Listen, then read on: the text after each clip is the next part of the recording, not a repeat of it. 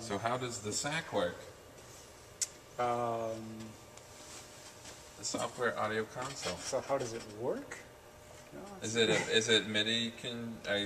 I assume you're using this as a what? That's just a O3D. No, that's an old Pro Mix 01. Oh, nice. It works for hard to tell. yeah. Oh yeah. It's covered up for a reason. And it works just as a MIDI controller for it. That's all it's used for, right? It's just the MIDI control surface. Right. So we have the surface. You can see all the. I can see a lot more channels on the screen. Then you can work on the surface. Since it's a computer, you basically have a sound card, which is, in this case, there's some O2 PCI sound card, right? And there's actually 3 boxes that plug into it. So that's, these guys, this one 2408 up here, and then 1224 down there, 2408 down there.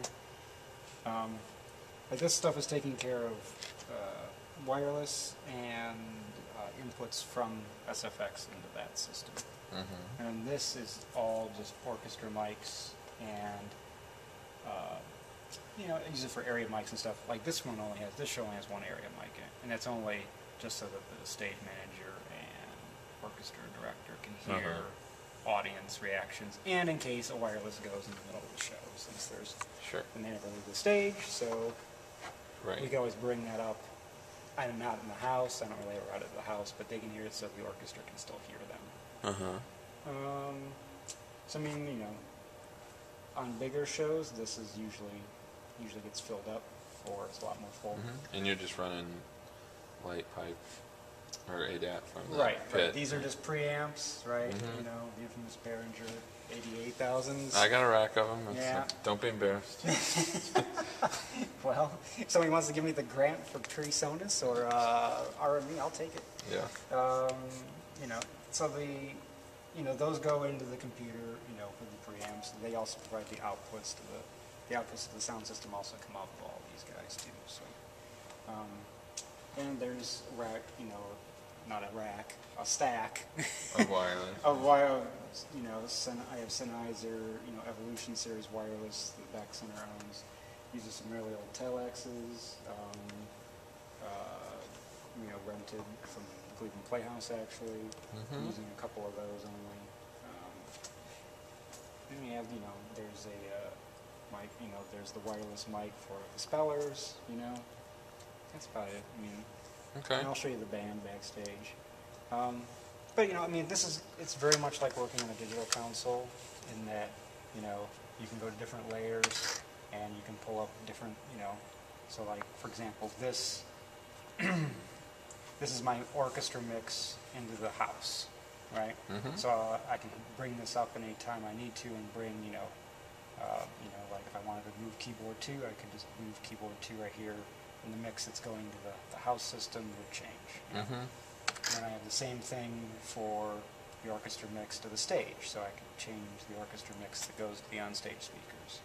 I forget what's next actually.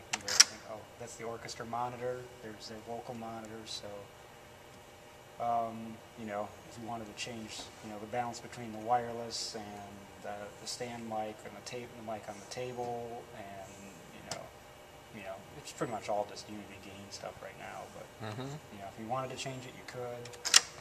I have SFX on another layer, so this is all the inputs from SFX going to the outputs of the sound system,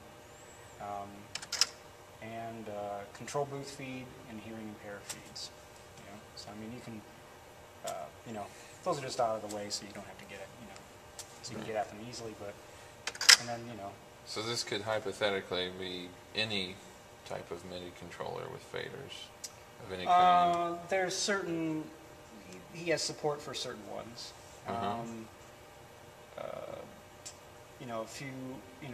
A few of the smaller, like you can use any of the smaller Yamaha digital boards. You can use a Pro Mix, you can use a 01V, you can use a 01V96.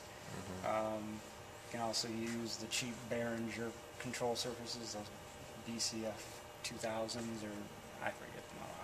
I don't use those. I had, you know, I also have a couple of CM Labs motor mixes, Right. you know.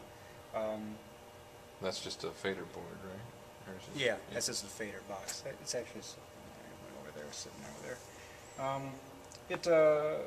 It just has 8 faders, you know, but it actually is nice because it has the LCD display, so you can do, so it'll show you channel labels.